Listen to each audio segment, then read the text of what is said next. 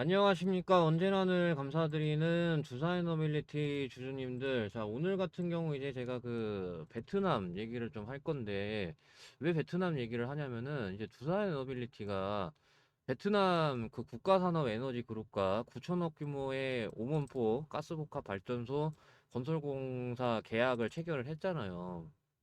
그래가지고 이거 2028년 준공 예정이고, 그래가지고 이 그동안 베트남 발전 시장에서 다수의 프로젝트를 성공적으로 수행을 하면서 입증한 그런 그 경쟁력이 이번 그 9천억 수주로 이어지게 됐다라면서 베트남이 이제 2030년까지 최대 37.4 기가와트 규모의 가스복합 발전소 증설을 계획을 하고 있기 때문에 앞으로도 수주를 좀 얼마든지 더 따낼 수 있다라고 좀 말씀을 드리고 싶거든요.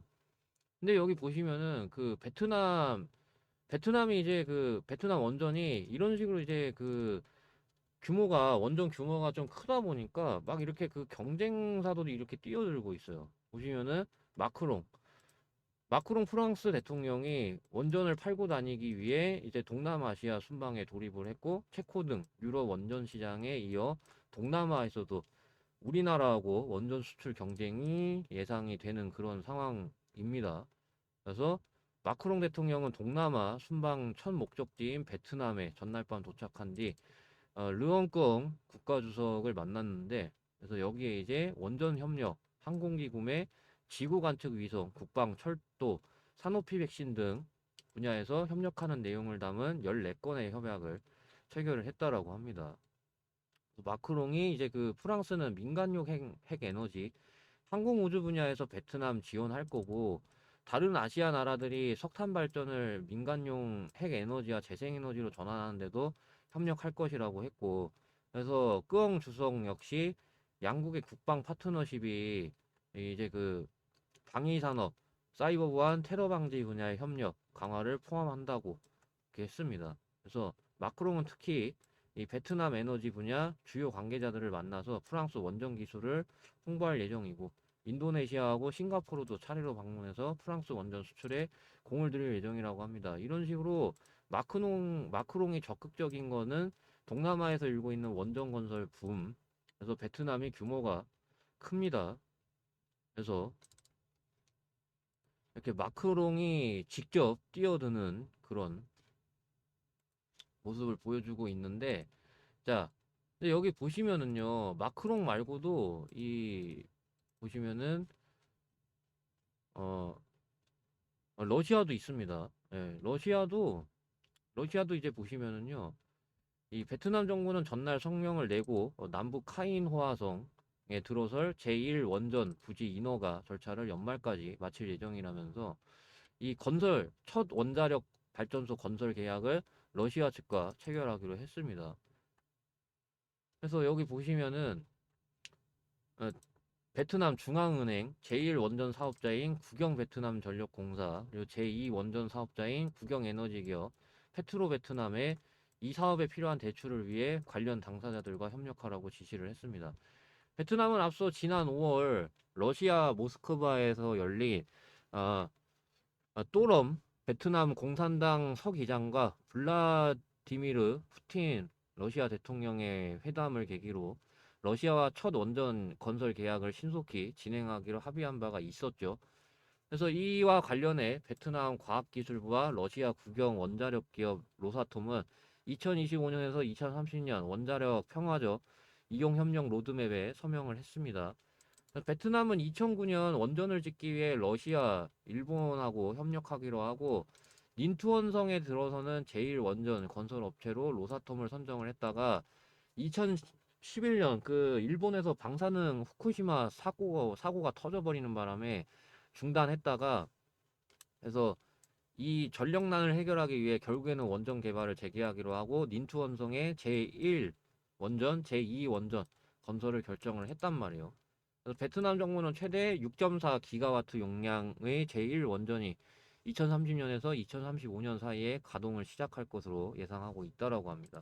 베트남은 러시아 외에도 원전 기술을 보유한 세계 각국과 접촉하면서, 그러니까 이제 뭐 프랑스라던가 아까 보신 것처럼, 그리고 이제 뭐 우리나라도 있고, 그러면서 이제 제2 원전 등 후속 원전 건설 파트너를 물색하고 있는 상황입니다. 그래서 페트로베트남은 지난 5월 미국 무역 협상 과정에서 미국 원전 기술 기업인 웨스팅하우스와 원전 개발 협력 업무 협약을 체결을 했죠. 그래서 베트남 당국은 프랑스와도 네, 요거랑 그래서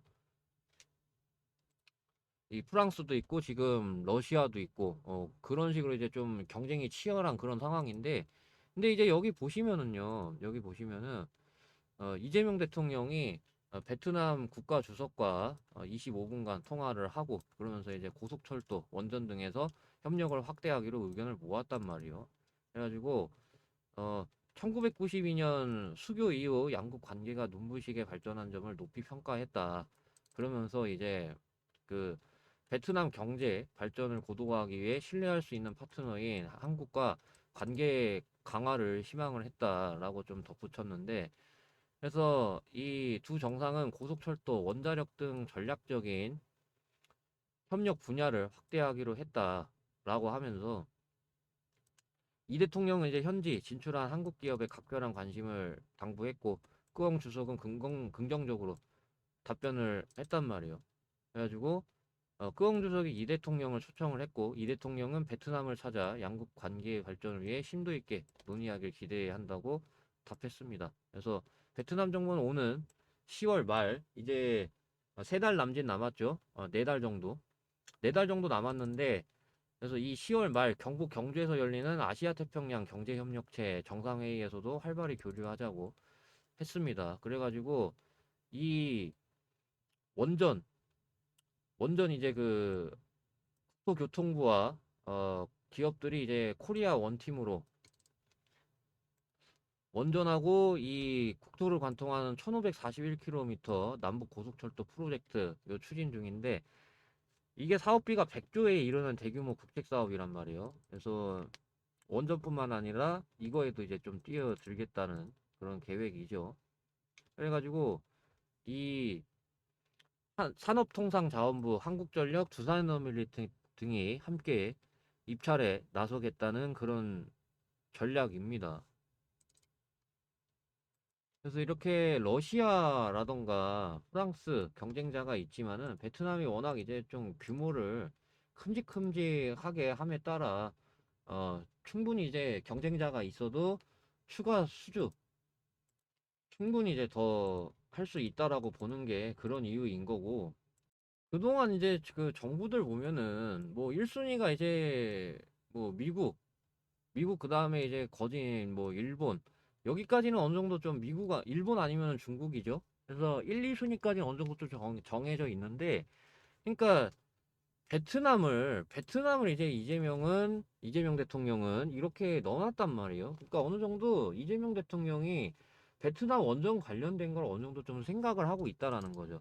아, 베트남 하면은 이제 그 원전하고 이제 이 남북 고속철도 프로젝트 이런 굵직굵직한 것들이 있기 때문에 어느 정도 그동안 이제 정부에서는 베트남을 전혀 신경을 쓰고 있지 않은 그런 모습이었는데, 이재명 대통령 행보는 이런 식으로 베트남에 이렇게 이제 원전이죠.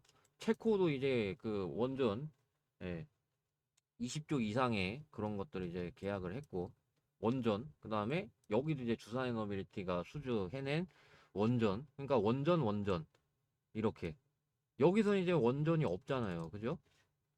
그러니까 그런 식으로 제가 얘기하고 싶은 거는 오히려 이때보다 원전을 더 신경을 쓰고 있다. 라고 말씀을 드리고 싶은 거죠. 그래서 이재명이 대통령이 됐다고 해서 원전 관련해서 뭐 전혀 실망할 필요가 없다라는 거죠. 제가 말씀드리고 싶은 거는. 그래서 두산에너빌리티는 앞으로 추가 수주 이제 거의 갑의 입장에서, 그러니까 베트남도 있고 사우디도 있고 미국도 있고 체코도 있고 그다음에 이제 영국에서 어느 정도 좀 받아낼 수도 있고 이런 식으로 좀 굉장히 다양하단 말이에요. 그렇기 때문에 오히려 두산에너빌리티가 입맛에 골라서 좀 이제 수주를 할 수 있는 그런 상황이 왔다라는 거죠. 그렇기 때문에 앞으로 수주 잔고 관련해서는 뭐 전혀 걱정할 필요가 없다라고 말씀을 드리는 거죠. 그런 관점으로 놓고 봤을 때 당장은 이 상승에 대해서 조정이 나올 수는 있지만 근데 중장기적으로 놓고 봤을 때는 이렇게라던가 이렇게라던가 해서 충분히 요렇게라던가 그래서 지금 좀 뭐 요런 위치로 좀 볼 수 있겠죠. 네. 그래서 요런 거라던가 요런 거라던가 요런 거라던가 그런 관점으로 보면 된다라는 거죠. 자, 그러면은 오늘 영상 여기까지 하겠습니다. 지금까지 영상 보고 계신 분들 좋아요 부탁을 좀 드립니다. 감사합니다.